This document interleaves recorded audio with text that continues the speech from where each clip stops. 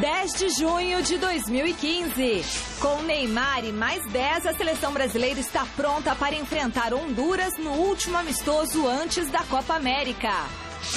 Palmeiras ainda continua sem um novo treinador e jogadores assumem a culpa pela demissão de Oswaldo de Oliveira. Alexandre Pato pode ser a novidade do São Paulo para o jogo contra a Chapecoense no final de semana. No Corinthians, a prioridade é contratar um atacante para substituir o peruano Paulo Guerreiro. No único jogo do Brasileiro, o Santos tenta a reabilitação daqui a pouco contra o Atlético Mineiro na Arena Independência. E ainda, FIFA cancela processo de escolha da Copa de 2026 em meio a escândalo de corrupção.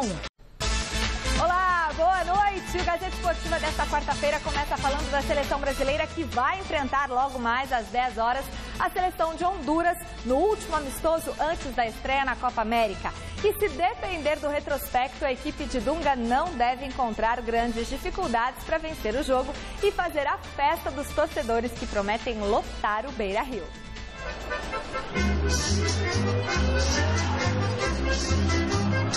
O retrospecto da seleção brasileira contra Honduras é amplamente favorável ao time tupiniquim. Embora o país da América Central já tenha aprontado contra os pentacampeões mundiais. Em 7 partidas disputadas, foram 5 vitórias, 1 empate e 1 derrota. O time verde-amarelo marcou 24 gols e sofreu 8. A segunda partida entre os dois times aconteceu no estádio Serra Dourada, em Goiânia, no ano de 1995. Debaixo de muita chuva, os donos da casa saíram perdendo o jogo amistoso. Mas mesmo com o gramado completamente encharcado, tentaram de todas as formas o empate, chutando até de calcanhar. Não havia forma da bola entrar, até que um pênalti foi marcado para o Brasil. Túlio converteu a cobrança e fez 1-1 placar final.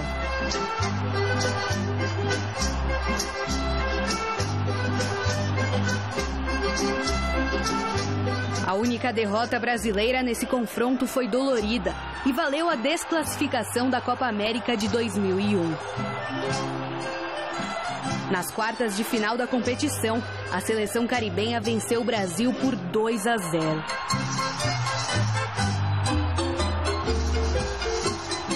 Em 2003, durante a Copa Ouro, outro confronto entre as duas seleções. Naquela oportunidade, Maicon fez o primeiro gol brasileiro. Diego ampliou no segundo tempo e Leon, cobrando um pênalti duvidoso, fez o gol de honra hondurenho.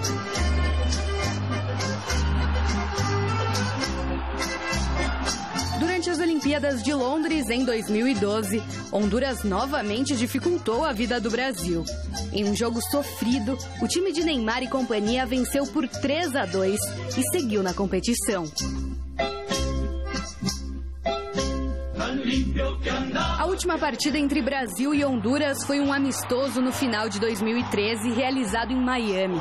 Bernard, Dante, Maicon, Williams e Hulk foram os autores dos gols da vitória canarinha por 5-0. Hoje à noite, às 10 horas, no estádio Beira-Rio, o Brasil volta a enfrentar Honduras no último amistoso antes da Copa América. Resta saber se a seleção visitante vai aprontar outra vez ou se a partida será tranquila para os comandados de Dunga.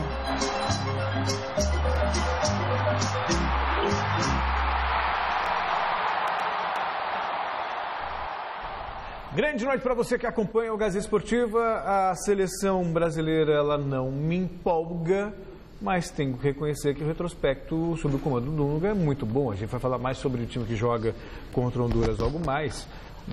Mas a partida em si, né, a tradição brasileira, eu acho que pesa e não vejo grandes dificuldades para o time dirigido por Dunga, não, na noite, logo mais à noite lá em Porto Alegre. Chico.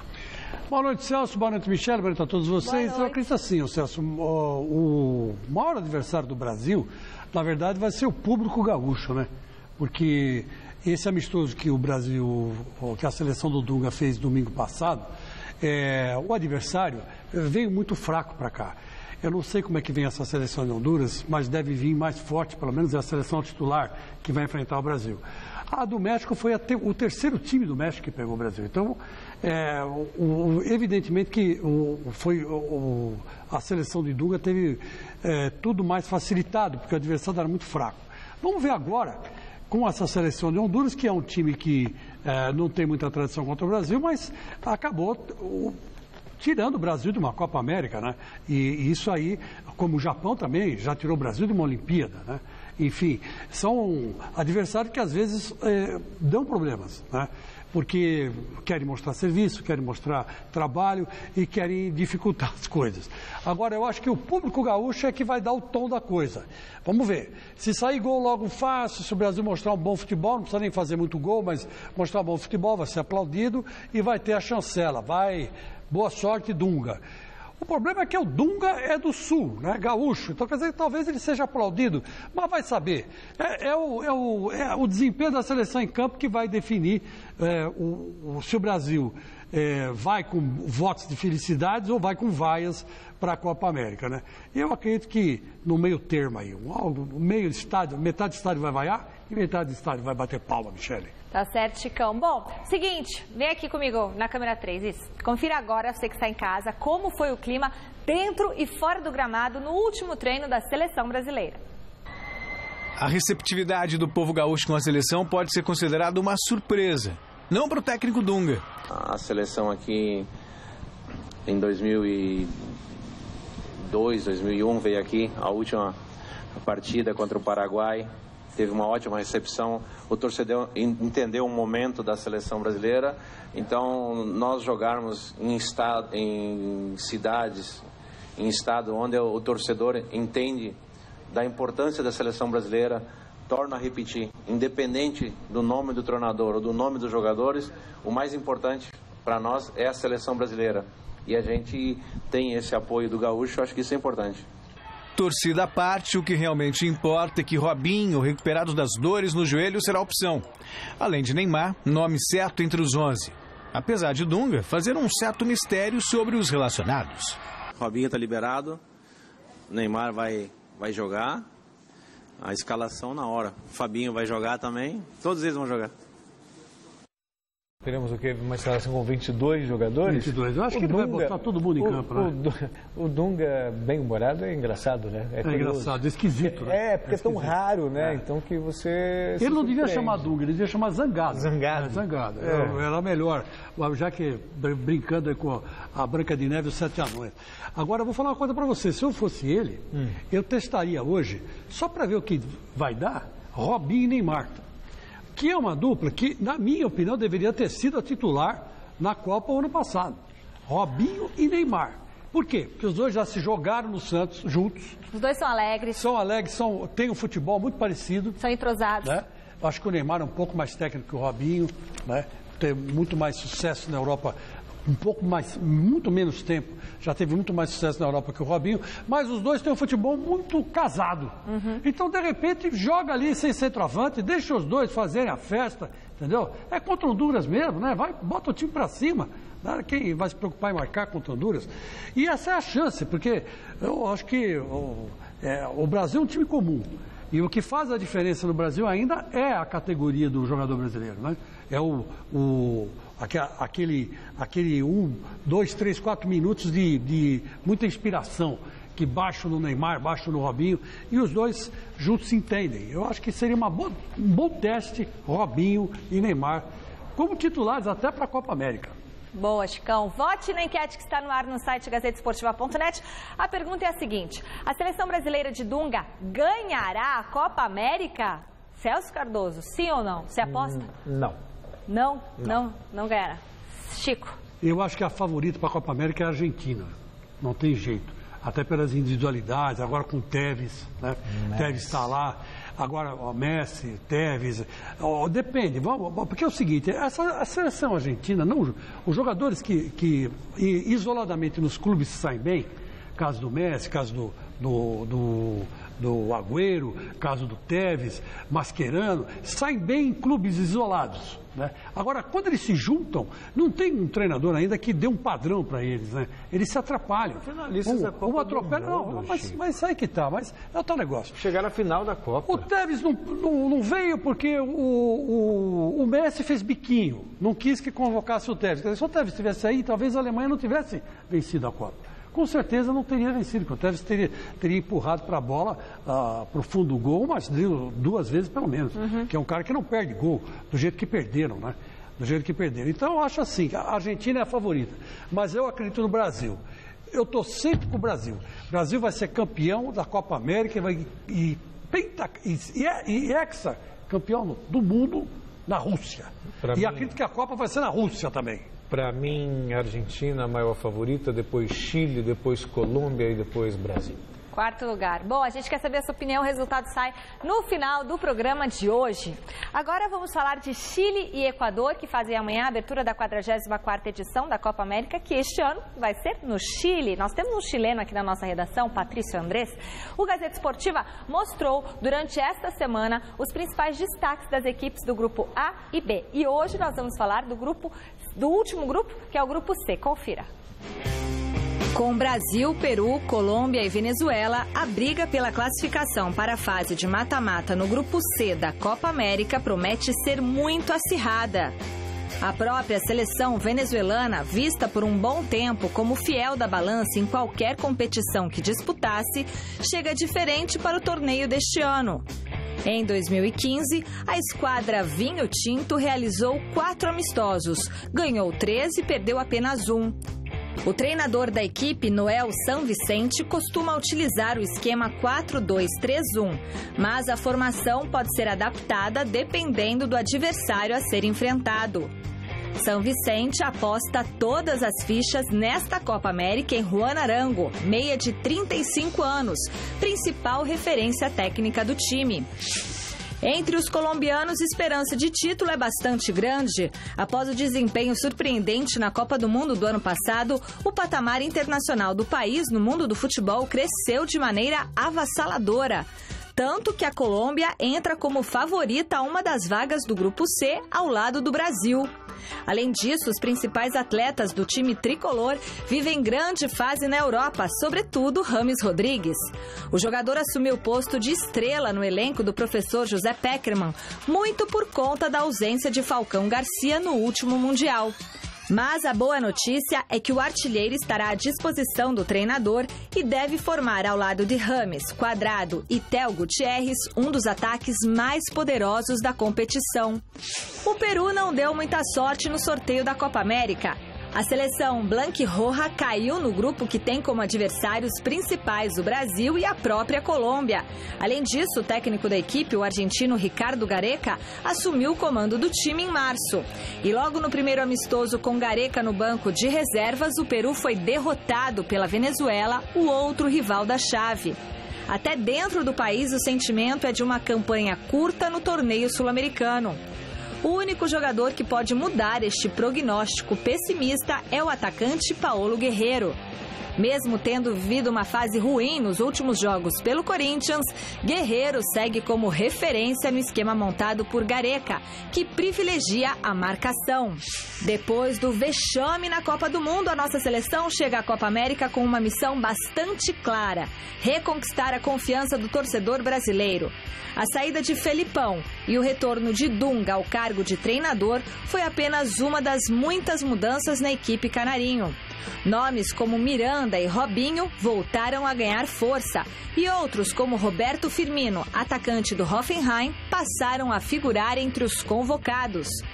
As únicas ausências do elenco para a disputa desta Copa América serão o lateral esquerdo Marcelo e o volante Luiz Gustavo, ambos machucados. Neymar, destaque do Barcelona, será o capitão do time verde-amarelo na competição. O jogador permanece sendo a principal estrela da companhia e pode ser o fator decisivo para o Brasil conquistar o 9º título do torneio. Meus amigos, eu acho que esse grupo vai dar Brasil e Colômbia. Eu não acredito no Peru e muito menos na Venezuela. E o Peru só tem Guerreiro, né, aqui entre nós, né? De grande destaque, que é um artilheiro, é um jogador que pode fazer a diferença. E ele está em plena forma, né? Deixou o Corinthians, mas estava jogando até 15 dias atrás, ele era titular absoluto. Então, ele deve fazer a diferença. Não acredito na Venezuela. O Peru depende muito do Guerreiro, né? E deve dar Colômbia e Brasil, sim. Colômbia e Brasil vai ser um grande clássico, né? Colômbia e Brasil devem empatar e devem decidir contra Venezuela e Peru. E devem passar fácil. Então, ou Colômbia ou Brasil ficam em primeiro, porque a Colômbia cresceu bastante, na minha opinião, né? E vai dar problema para o Brasil. Já deu na Copa, vai dar de novo agora na Copa América. Enfim, mas eu acredito na classificação brasileira com o pé nas costas. Da Copa América para a Copa do Mundo de Futebol Feminino, que acontece no Canadá, a seleção brasileira estreou bem na competição e venceu a Coreia do Sul por 2-0. Veja os gols. As meninas do Brasil estrearam muito bem na Copa do Mundo. Diante da Coreia do Sul, a veterana Formiga aproveitou o vacilo da zagueira adversária e de bico fez 1-0. No segundo tempo, ela apareceu de novo. Formiga sofreu pênalti. Na cobrança, Marta ampliou a vantagem para 2-0. E de quebra, se tornou a maior artilheira da história das Copas Femininas. 15 gols em 15 jogos. O próximo compromisso será neste sábado contra a Espanha. Futebol internacional, falta exatamente um ano para a Eurocopa da França. E hoje pela manhã, em Paris, o presidente da UEFA, Michel Platini, participou de uma cerimônia para celebrar os 365 dias que faltam para a abertura da competição de seleções europeias. Enquanto isso, na Rússia, o secretário-geral da FIFA, Jerome Valk, anunciou uma decisão que diz muito sobre o momento vivido pela entidade. Enquanto o presidente da FIFA, Joseph Blatter, prepara a saída do cargo após anunciar a renúncia, o secretário-geral da entidade, Jerome Valk, segue firme e forte no posto. Em visita à Rússia, o segundo homem na hierarquia da Federação Internacional de Futebol acompanhou esta manhã o andamento das obras do estádio na cidade de Samara e tratou de passar tranquilidade ao Comitê Local de Organização da Copa do Mundo de 2018. Eu quero dizer que mesmo diante de tudo que tem acontecido na FIFA, a Copa do Mundo tem que ser protegida. A Copa do Mundo é o sistema básico da FIFA para desenvolver o futebol ao redor do planeta. Não foi encontrado nada grande o suficiente durante o processo para dizer que a decisão final não estava de acordo com todas as regras e regulamentos em vigor. Na verdade, é essa mesma conclusão que o auditor Michael Garcia tinha em seu relatório, afirmou Valk. Já o ministro russo dos esportes, Vitaly Mutko, deixou claro o desconforto diante das suspeitas de compras de votos para a definição do país como sede da próxima Copa do Mundo. Nós agimos dentro dos regulamentos que existiam na época. Posso assegurar que se algo não está lá, foi porque se passaram 2 ou 3 anos desde então e as exigências podem ter mudado. A única coisa que me preocupa são as acusações injustas. O clima, que já era tenso na coletiva de imprensa, melou de vez quando Valk foi questionado sobre o suposto suborno de 10 milhões de dólares pagos por ele para que o ex-presidente da CONCACAF apoiasse a realização da Copa do Mundo de 2010 na África do Sul. Sinto muito. Eu não sei mais o que dizer sobre isso. Eu não tenho mais respostas sobre este caso. Não tenho mais coisas a dizer. Você decidiu que após Blatter eu tenho que ser a próxima cabeça a ser cortada? Ótimo, mas não use esses 10 milhões. Não há nada sobre esses 10 milhões onde conste que eu cometi um erro e que me sinta culpado. Não fui responsável pela decisão, execução ou pelo uso desse dinheiro, porque nunca me foi solicitado fazê-lo. Com toda a controvérsia sobre as escolhas das sedes da Copa do Mundo, Valk anunciou o adiamento do processo visando o Mundial de 2026. A sede da Copa seria definida em 2017, mas devido a essa situação, acredito que não há sentido em começar qualquer processo de escolha neste momento. Será adiado.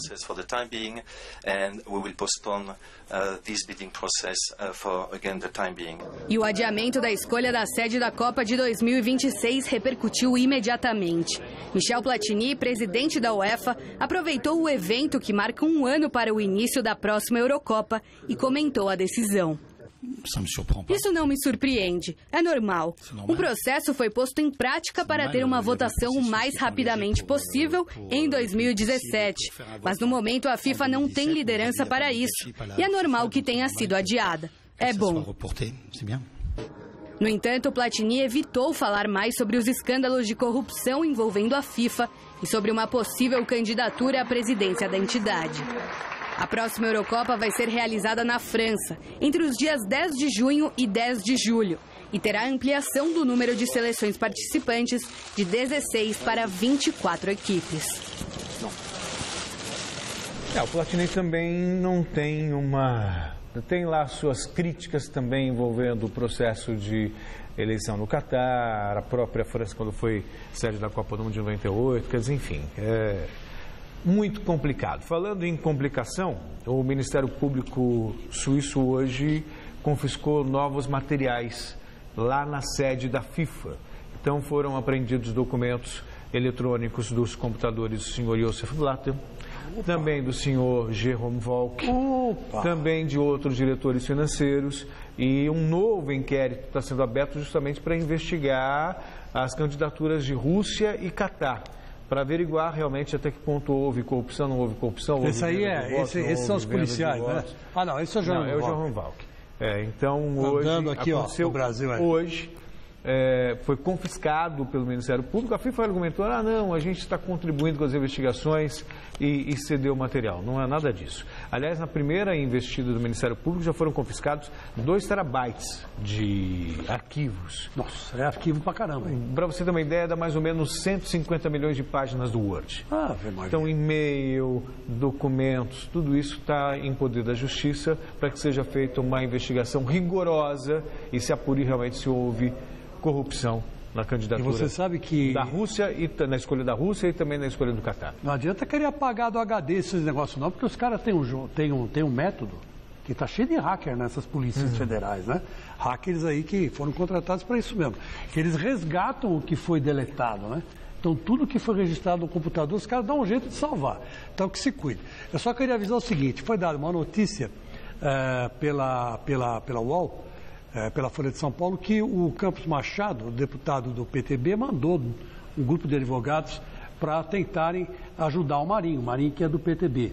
Né? Eu acho que, na verdade, não conversei com o deputado Campos Machado, mas eu acho que tem um cunho político essa ida desses advogados para lá. Por quê? Porque o Roberto Jefferson era do PTB, é do PTB ainda, né? E dizem que vai sair vereador para o São Paulo, vai morar em São Paulo e sair vereador para o São Paulo. Então, ele que delatou o mensalão, agora o Marinho hoje falou que aceita até fazer uma delação premiada, se fosse o caso. Agora, é bom o seguinte, ele quer, é tudo um jogo político, vão dar um jeito de descobrir se houve sacanagem na Copa de 2014 ou não. Então o Marinho vai entregar todo mundo. Politicamente, isso pode ser um trunfo na mão do PTB, entendeu? Por isso que os advogados foram para lá. Você juntando as peças, né, do quebra-cabeça dá nisso. Ninguém ia apostar alto, né, se não fosse por causa disso. Mas, enfim, vamos ver o que vai dar. Eu quero só avisar o seguinte, delação premiada nos Estados Unidos, quando o cara faz falso testemunho, a pena dobra e dependendo do estado que ele estiver, da cadeira elétrica. Ninguém é louco de fazer isso. Da cadeira. Então, seu Marinho, cuidado com o que o senhor vai falar, porque o senhor tem que provar. Não é só falar, porque eu vi, não, mas você tem que provar aquilo que você está certo. Estados Unidos não tem com esse negócio, não. E se você mente em dobro, a tua pena vai para o dobro, que já é 40, já está pegando 20 anos, né? Ele pode pegar 40, aí ele morre lá mesmo, tem 80 e poucos anos, ninguém vai durar mais com essa pena 120. Já também. É um negócio impressionante o que pode... Então, e da cadeira elétrica, então cuidado, vai lá o que o senhor vai falar, seu Marinho. E falando na FIFA agora há pouco, o Zico concedeu uma entrevista coletiva no Rio de Janeiro para confirmar que deseja se candidatar à presidência da entidade máxima do futebol. Mas, para isso, o Galinho de Ouro pediu mudanças no processo de candidatura. Segundo o maior ídolo do Flamengo, o sistema atual favorece a corrupção na entidade.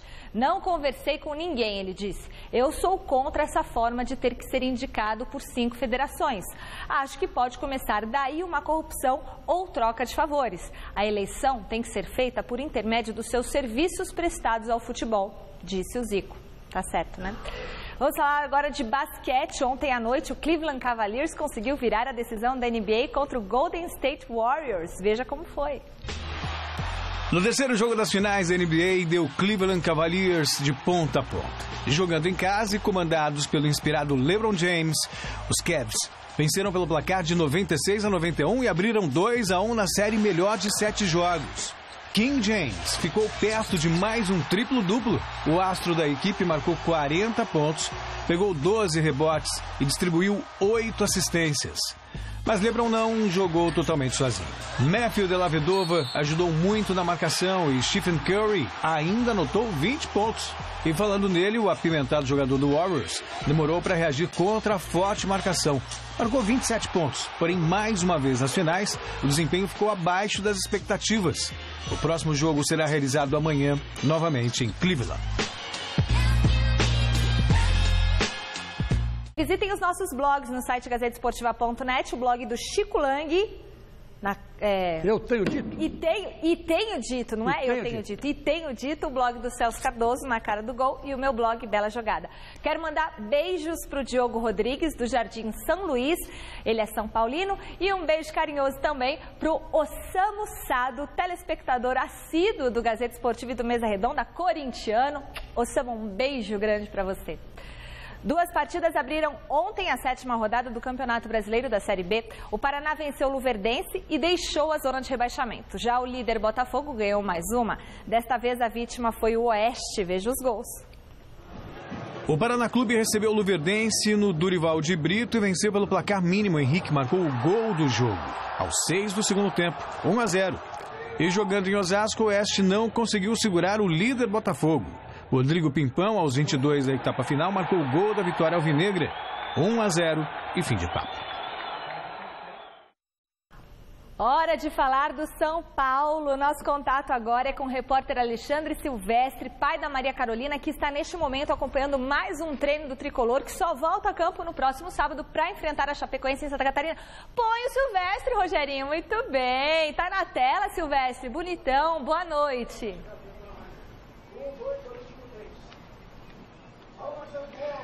Boa noite, Michele. Boa noite para todo mundo que acompanha o Gazeta Esportiva. O treinamento já acabou aqui no CCT da Barra Funda. A primeira parte da atividade foi fechada à imprensa. E neste momento do treino fechado à imprensa, o professor Osório colocou em campo o time titular do São Paulo, que joga sábado à tarde fora de casa contra a Chapecoense.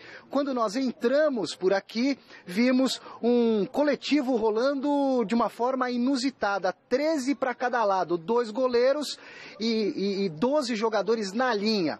O time base do São Paulo deve ter alguma alteração no ataque. Jogaram Rogério Ceni no gol, Bruno, Rafael Tolói voltando de uma contusão no ombro, junto com Dória e Carlinhos na lateral esquerda. O meio de campo com Souza, Denilson, o Michel Bastos e o Ganso. Na frente, Luiz Fabiano, na companhia de 3 homens de ataque. Desses 3, apenas um será o parceiro do Luiz Fabiano no jogo do final de semana. Quem eram esses 3 caras? O Jonathan Cafu, jogou aberto pela direita, o Centurion, que faltou ao treino de ontem porque foi até a Argentina resolver assuntos particulares, e um garoto chamado Luiz Araújo, da base do São Paulo. O São Paulo ontem, no Morumbi, jogou uma partida válida pelo Campeonato Brasileiro Sub-20, perdeu para o Internacional de Porto Alegre. O Osório foi ao estádio e gostou desse menino, Luiz Araújo, que em breve pode ter uma oportunidade. Eu acho que a vaga fica entre Cafu e o Centurion. Pato na reserva, recuperado de um edema muscular, de um problema na panturrilha. O Wesley, que foi titular diante do Grêmio, também no time reserva. Assim como o Rodrigo Caio, que está sendo vendido para o Atlético de Madrid. Daqui a pouquinho eu falo um pouco mais sobre o Rodrigo Caio. Vamos ouvir o Dória, jogador que está emprestado ao São Paulo pelo Olympique de Marseille da França. O contrato do Dória termina agora no finalzinho desse mês. Diretoria e jogador querem que o vínculo continue pelo menos até o final do ano. É o tema abordado com Dória na entrevista coletiva. Você vai continuar no São Paulo? Essa é uma pergunta que não tenho como responder com certeza para vocês. Meu contrato é até o dia 30 desse mês e o São Paulo demonstrou interesse em renovar, eu fico muito feliz. Fui muito bem recebido aqui também, estou cada dia mais adaptado, estou feliz demais aqui com o relacionamento com os jogadores, com a vinda do treinador também. Acho que a cada dia a gente está evoluindo, mas não tem como saber o certo até o dia 30 tem algumas coisas para rolar entre São Paulo e meu empresário e o Olympique, para ver qual vai ser a definição aí da minha trajetória. Você está otimista quanto à permanência? Cara, eu tô pensando no Chapecoense, não tem como ficar muito vidrado nisso, porque pode me atrapalhar. Quanto que faz você pensar em querer ficar aqui o fato da sua mulher estar grávida e a possibilidade do Rodrigo Caio sair também daqui de São Paulo? Não entendi muita diferença aí do Rodrigo e minha mulher grávida. Cara, isso me quebra. Então, eu acho que a minha mulher grávida, por estar perto da família dela, eu acho que a mulher grávida, por estar perto da família dela, isso ajuda bastante. Às vezes a gente vai para os jogos, fica concentrado 2 dias e não pode dar total atenção que ela merece, ainda mais nesse período de gravidez. E estando perto da família dela, isso ajuda. Do caso do Rodrigo sair, eu acho que a gente vai perder um grande jogador, mas o elenco é bastante forte. E eu acho que quem está aqui faz parte do elenco, tem tudo para suprir a ausência dele, no caso de uma eventual saída dele. E também acho que vai ajudar a pagar os salários de alguns jogadores que estão atrasados, inclusive o meu também.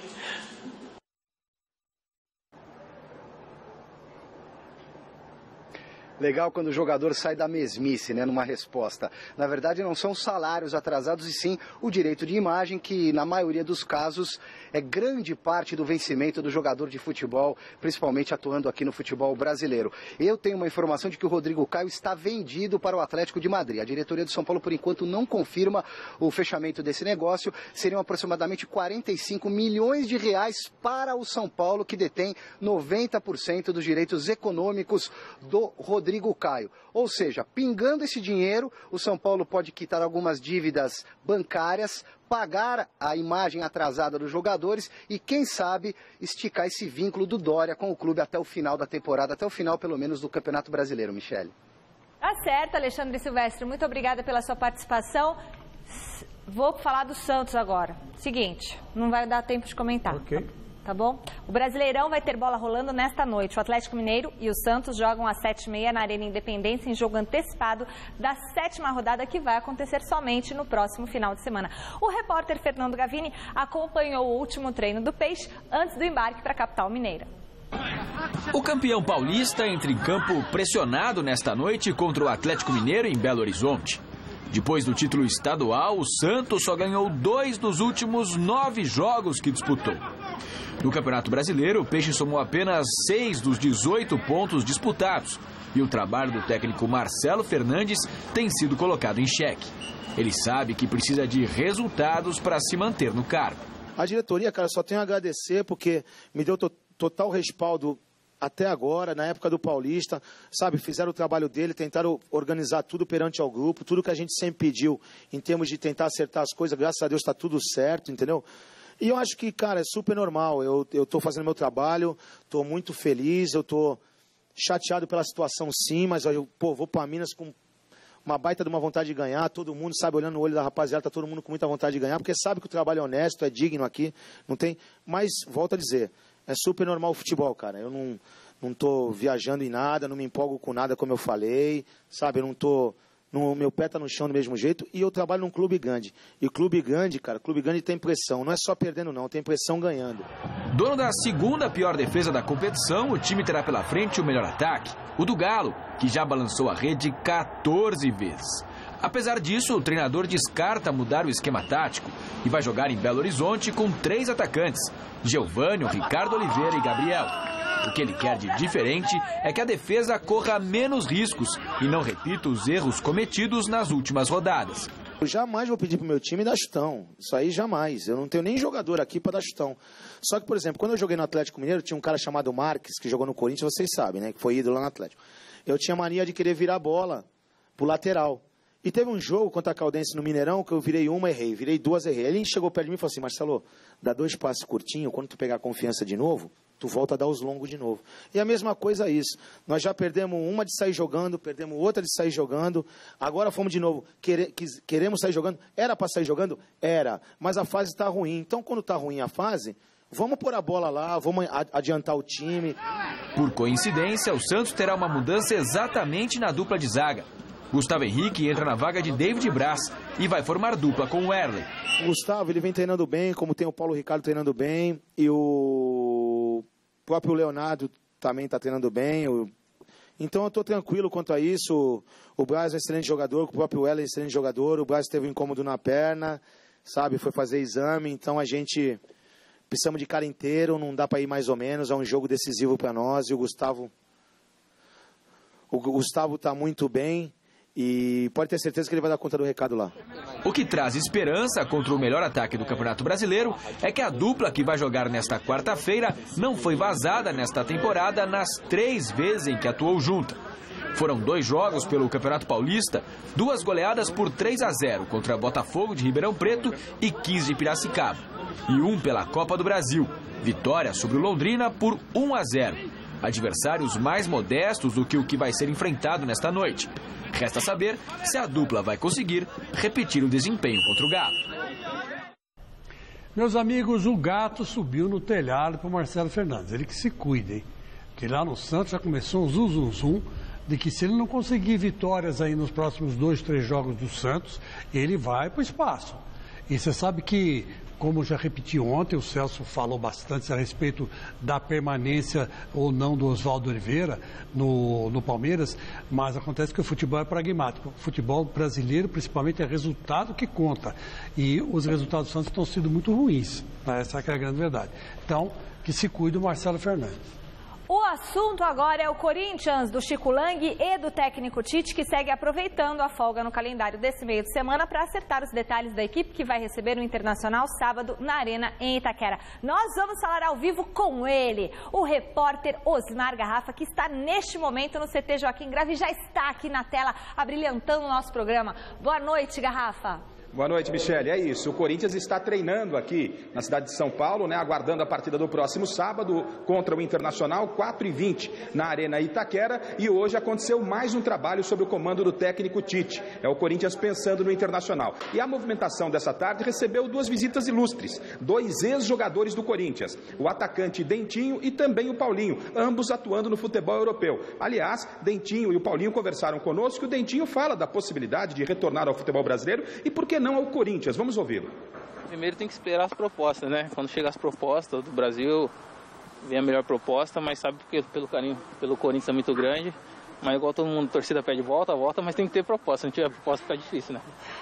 E a proposta não aconteceu e, claro, por isso o Dentinho que continue na Europa ou então busque novos ares. O Corinthians vive um momento difícil financeiramente, está buscando outros reforços que não jogadores que atuam no futebol europeu. Já o meia Paulinho, né, que fez sucesso aqui no Corinthians, campeão pela Copa Libertadores da América, falou do seu bom momento no futebol europeu, ele pelo menos entende dessa forma, se permanece ou não no Tottenham e se também pode retornar ao futebol brasileiro. Sobre a minha situação, o futuro vai dizer. Não vou te afirmar se eu vou permanecer no Tottenham ou não, mas eu acho que quando o jogador ele sabe até onde ele pode ir dentro do clube, até quanto tempo ele pode permanecer dentro do clube, tem algumas situações, tem algumas coisas que meu representante está conversando. O retorno ao Brasil, não sei, no momento eu acho difícil. Quando o jogador, isso é normal de um jogador que não vem sendo aproveitado na temporada, ele tem que pensar se ele tem que permanecer ou se ele tem que tentar um outro desafio. Então, eu pedi para o meu empresário para que começasse essas conversas comigo depois do dia 15 de junho, até mesmo para eu curtir um pouco a minha família, curtir um pouco meus amigos, e aí sim, a partir do dia 15 de junho, eu acho que teria algumas coisas aí para passar para todos. Quanto ao time, Michele, para a partida contra o Internacional, o técnico Tite vai esboçando pelo menos a equipe titular. Ele não terá o Elias, que está com a seleção brasileira, e o Bruno Henrique, com entorse de tornozelo, vai ficar no departamento médico se recuperando dessa lesão, pelo menos nas próximas 2 semanas. Com isso, ficou uma dúvida de como ele iria montar o meio-campo. O Petros, que era a dúvida, foi liberado pelo departamento médico, formou o meio-campo ao lado do Christian e não do Ralf. O Ralf deve mesmo ser negociado ou com algum clube do futebol brasileiro ou também com alguma equipe do Oriente Médio. Essa é a tendência. O Ralf não deve permanecer no Corinthians e por isso o meio-campo foi formado por Christian e por Petros. O Christian, aliás, compareceu, concedeu entrevista coletiva e fala desse seu novo momento, agora ele definitivamente conquistando a condição de titular no meio-campo corintiano. É sempre bom, né? Voltar a jogar. Eu acho que todo jogador gosta de jogar, né? Comigo não é diferente. Mas eu respeitei muito o Ralf, né? Um cara que eu gosto muito, concentro com ele, né? Em nenhum momento a gente teve algum atrito ou alguma coisa, né? Pelo contrário, tive muita admiração pelo trabalho dele, porque ele fez aqui pelo Corinthians, né? E eu vinha trabalhando sempre, né? Eu acho que todo jogador tem que vir e cumprir suas ordens, né? De vir trabalhar, chegar no horário certo. E comigo não era diferente, né? Independente se eu estiver jogando ou não, eu vou cumprir minhas ordens. Uma hora a oportunidade vai chegar e chegou, e espero dar conta do recado e dar continuidade. Bom, o time não está oficialmente escalado, Michele, e de acordo com a movimentação de hoje, a dúvida está no ataque. O Romero, que foi titular nas últimas 3 partidas, começou o treinamento hoje entre os titulares, mesmo não tendo atuado bem nos 3 últimos compromissos, ele começou entre os titulares na segunda parte do treinamento. O Wagner Love apareceu como opção e fica essa dúvida, quem será o companheiro do Steve Mendonça? Ou o Romero, ou então o Wagner Love, que está recuperado fisicamente, fez aí um período de adaptação. Quanto ao Emerson Sheik, treinou bastante por aqui e não há uma definição se ele vai ser relacionado para essa partida ou não. A certeza é que ele vai receber uma homenagem da diretoria do Corinthians neste final de semana, mas não foi divulgado se essa homenagem vai ser com ele no banco de reservas, com ele jogando ou apenas com ele recebendo uma placa. Isso será definido até a próxima sexta-feira. Outra novidade no treinamento do Corinthians é que 3 jogadores que foram campeões mundiais sub-17 foram treinar com a equipe principal. São eles o Pedro, o Matheus Pereira e o Fabrício. É o técnico Tite, atento aí às categorias de base. Quanto a reforços, 3 jogadores do River Plate interessam: o colombiano, o atacante Theo Gutierrez, o Carlos Sanches, uruguaio, meia também do River Plate, e até o Ariel Rojas foi oferecido. São 3 jogadores do River Plate da Argentina. O negócio com o Theo Gutierrez está bem encaminhado. O problema é que o River só quer liberar o jogador depois que encerrar a participação dele na Copa Libertadores da América. O River tem confronto contra o Guarani, 2 partidas depois da Copa América, e isso pode atrasar a negociação. O Corinthians provável para finalizar, para enfrentar o Inter, com Cássio, Fagner, Edu Dracena, Gil e Fábio Santos. No meio campo, Christian, que falou conosco, mais Petros, Renato Augusto e Jadson. No ataque, Mendonça, e aí a dúvida entre Romero e também o atacante Wagner Love. Michele. Impecável, Osmar Garrafa. Muito obrigada, boa noite, excelente aí trabalho, muito bom. Chico Lang. Olha, minha querida Michele, eu acho assim que o Corinthians vai se ajeitando, né? Vai se ajeitando. Agora precisa ver se ajeita rápido, porque o Campeonato Brasileiro é um campeonato muito difícil, Celso, muito difícil de disputar. Já tem o Internacional pela frente, o Internacional que está disputando Libertadores. Libertadores só tem depois de acabar a Copa América, quer dizer que o Internacional deve vir com o que ele tiver de melhor, não deve jogar o D'Alessandro, mas vai ser um time chato de encarar. E assim vai. Depois do Internacional vem o Fluminense, depois do Fluminense vem o Flamengo, depois do Flamengo vem não sei quem. É só time de bom nível técnico. Então é difícil você engrenar nesse meio. Mas o Corinthians ainda tem jogador. O problema todo é pagar, Celso. Só pagar os caras que estão devendo. Esse time do Corinthians não é ruim. E outra coisa que eu vou dizer rapidinho: o time sem o Guerreiro, chegou naquele patamar de ser tido como o melhor do mundo. Era importante o Danilo, era importante o Elias e o deslocamento que os dois faziam. O Danilo fazia muito bem o papel do Guerreiro, que era aquele papel de paredão, né? De pivô que o Tite gosta. Então, por que não joga o Danilo? E arruma um cara para fazer o que o Elias fazia. É simples acertar o Corinthians, não é difícil. Agora, o duro é acertar o salário que estão devendo para os caras. Enquanto não acertarem o salário, o time vai capengar, porque jogar sem receber é difícil. É difícil, é duro, é chato. Não tem conta para pagar e não tem dinheiro para pagar. E está jogando no mesmo ritmo como se tivesse recebido. Então aí é complicado, tem que pagar primeiro. Esse time do Corinthians elenco não é ruim, dá para o gasto. E eu não traria nenhum desses gringos aí que foram citados. Tudo essa tranqueira lá de fora. Se fosse bom, ficava lá. Vem para cá para quê? Né? Aposta na molecada aí.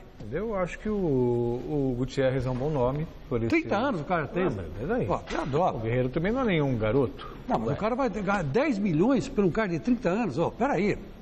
Eu tenho 61, vale quanto então? 20? O dobro? Né?